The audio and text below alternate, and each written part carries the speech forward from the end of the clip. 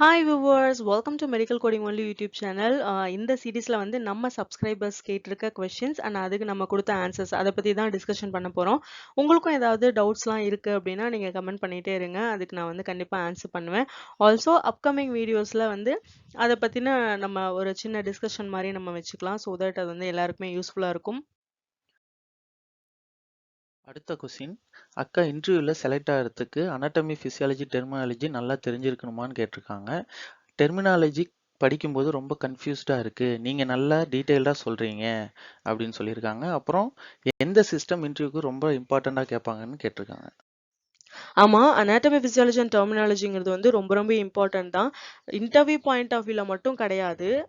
நீங்கள் வந்து மெடிக்கல் கோடிங்க்கு பேஸே இதுதான். அதனால கண்டிப்பாக இது டீட்டெயிலாக நமக்கு தெரிஞ்சிருக்கணும். அண்ட் டெர்மினாலஜி படிக்கும்போது கன்ஃபியூஷனாக இருக்குது, இல்லை இந்த அனாட்டமி பிசியாலஜி வந்து கன்ஃபியூஷனாக இருக்குது அப்படின்னு நீங்கள் ஃபீல் பண்ணீங்கன்னா, ஒவ்வொரு வேர்டையும் தனித்தனியாக பிரித்து பிரித்து அதுக்கு மீனிங் தெரிஞ்சு படிச்சீங்க அப்படின்னா ரொம்ப ரொம்ப ஈஸியான ஒரு விஷயம் இது.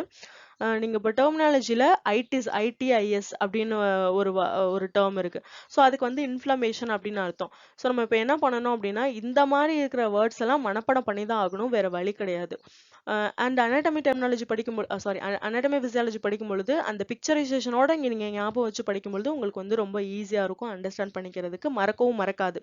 ஸ்டார்டிங்ல உங்களுக்கு கொஞ்சம் கஷ்டமா இருந்தாலும், எஃபர்ட் அதிகமா இருந்தாலும், ஒரு நோட்ல இதுக்குன்னே நீங்க தனியா போட்டு எழுதி வச்சு நீங்க அந்த மாதிரி உங்களுக்கு புரியுற மாதிரி நீங்க இது இப்படி வருது அந்த மாதிரிலாம் நீங்க படிச்சீங்க அப்படின்னா உங்களுக்கு ஈஸியா இருக்கும். அண்ட் உங்களுக்கு எந்த மெட்டீரியல், எந்த புக் வந்து ஈஸியா எல்லா இன்ஃபர்மேஷனும் கொடுக்குதோ அதை பேஸ் பண்ணி நீங்க கொஞ்சம் கண்டினியூஸா அந்த ஒரு ஒரு 1 ஆர் 2 டூல்ஸை மட்டும் யூஸ் பண்ணி நீங்க படிக்க ஆரம்பிச்சீங்கன்னா உங்களுக்கு ரொம்பவே அது யூஸ்ஃபுல்லாகவும் ஈஸியாகவும் இருக்கும். அண்ட் நான் வந்து டீட்டெயில்டாக சொல்லியிருக்கேன் அப்படின்னு சொல்லியிருக்கீங்க. Thank you so much for your appreciation. So நீங்கள் அடுத்து கேட்டிருக்க கொஸ்டின் வந்து பார்த்தீங்கன்னா, இன்டர்வியூவில் இம்பார்ட்டண்ட்டாக கேட்குற சிஸ்டம் வந்து நம்ம அப்படி கண்டிப்பாக சொல்ல முடியாது இல்லைங்களா? ஏன்னா ஒவ்வொரு இன்டர்வியூரும் ஒவ்வொரு மாதிரி வந்து எடுப்பாங்க.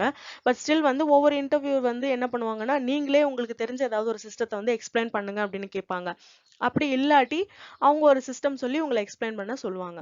எனக்கு வந்து ரொம்ப இம்பார்ட்டன்ட் அப்படின்னு நான் ஃபீல் பண்ண ஒரு சில சிஸ்டம் சொல்கிறேன். பட் இது மட்டும் தான் இம்பார்ட்டன்ட் கிடையாது, மிச்சம் எல்லா சிஸ்டம் படிச்சுக்கோங்க. அட்லீஸ்ட் இதையாவது நல்ல தரோவாக தெரிஞ்சு வச்சுக்கோங்க அப்படிங்கிறதுக்காக இந்த சிஸ்டம் சொல்கிறேன். டைஜஸ்டிவ் சிஸ்டம், அதை வந்து கேஸ்ட்ரோ இன்டெஸ்டைனல் சிஸ்டம் அப்படின்னு சொல்லுவாங்க.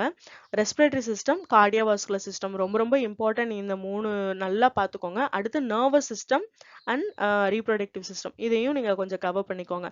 இன்னொரு விஷயம் ஞாபகம் வச்சுக்கோங்க, நீங்கள் என்னதான் வந்து இந்த சிஸ்டம்ஸ் மட்டும் படித்தாலுமே நீங்கள் வந்து இன்டர்வியூரை நேருக்கு நேராக பார்க்கறதுக்கு முன்னாடி அப்ஜெக்டிவ் நீங்கள் எழுதுவீங்க. அந்த எழுதி அதில் பாஸ் பண்ணாதானே போய் பார்க்க போவீங்க. அப்படி அப்ஜெக்டிவ் எழுதுறதுல எல்லா சிஸ்டத்துல இருந்து தான் மிக்ஸ் பண்ணி உங்களை கொஸ்டின் கேட்பாங்க. ஃபார் எக்ஸாம்பிள், லார்ஜஸ்ட் ஆர்கன் எது அப்படின்னு கேட்கலாம்.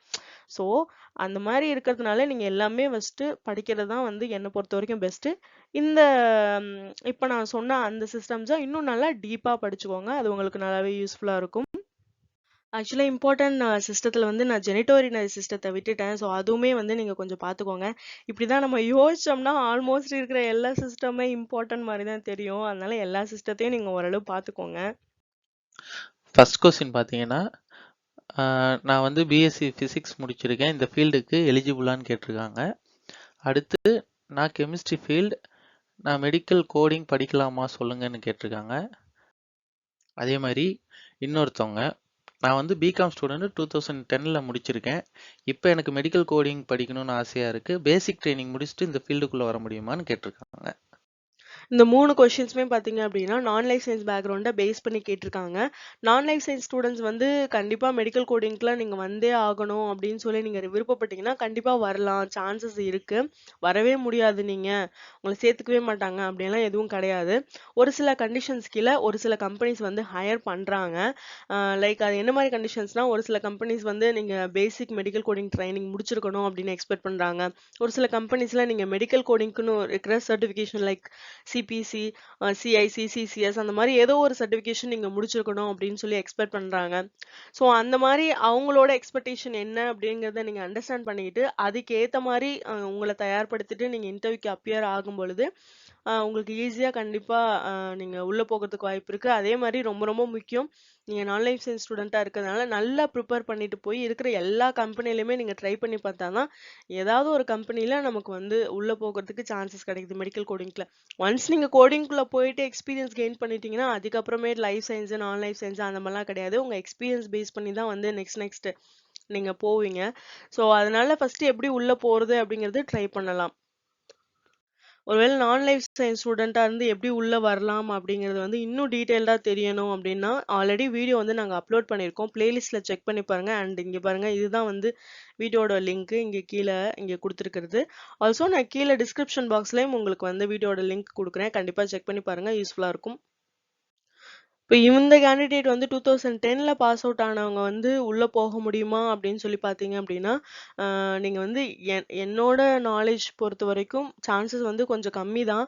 பட் ஸ்டில் வந்து உள்ள போறதுக்கு அ ஒரு சில கம்பெனிஸ் அவங்களோட தேவை இருக்கும்பொழுது எடுக்கிறதுக்கு வாய்ப்பு இருக்கு. ஆனா, என்ன பொறுத்தவரைக்கும் என்னன்னா, நீங்க சர்டிஃபிகேஷன் முடிக்காதீங்க. அவ்ளோ அமௌண்ட் நீங்க ஸ்பெண்ட் பண்ணி நீங்க சர்டிஃபிகேஷன் முடிச்சு அதுக்கப்புறம் உங்களுக்கு அது ஏஜ்னால கிடைக்காம போயிருச்சு அப்படின்னா, அது வந்து ரொம்ப கஷ்டமா போயிரும். பட் பேசிக் மெடிக்கல் கோடிங் பத்தி நல்லா லேர்ன் பண்ணிக்கோங்க. லேர்ன் பண்ணிட்டு நீங்க கம்பெனிஸ் அப்ரோச் பண்ணும்பொழுது உங்களுக்கே தன்னால தெரிய வந்துரும். அவங்க என்ன மாரி எக்ஸ்பெக்ட் பண்றாங்க அப்படின்னு சொல்லிட்டு. ஆல்சோ வந்து பார்த்தீங்க அப்படின்னா, இப்போ கரண்ட் சிச்சுவேஷன்ல ஒரு சில கம்பெனிஸ்லாம் என்ன பண்றாங்கன்னா, பர்ட்டிகுலர் பேட்ச்ல இருந்து பாஸ் அவுட் ஆனவங்க, அதுக்கப்புறம் பாஸ் அவுட் ஆனவங்க தான் எங்களுக்கு வேணும் அப்படின்னு ஸ்பெசிஃபிக்கா கேட்குறாங்க. ஒரு சில கம்பெனிஸ்லாம் எங்களுக்கு வந்து இப்போ இந்த பர்ட்டிகுலர் ஏஜுக்குள்ளார நாங்க எக்ஸ்பெக்ட் பண்றோம் அப்படின்ற மாரி இப்ப ரீசென்ட்டா நான் பார்க்குறேன்.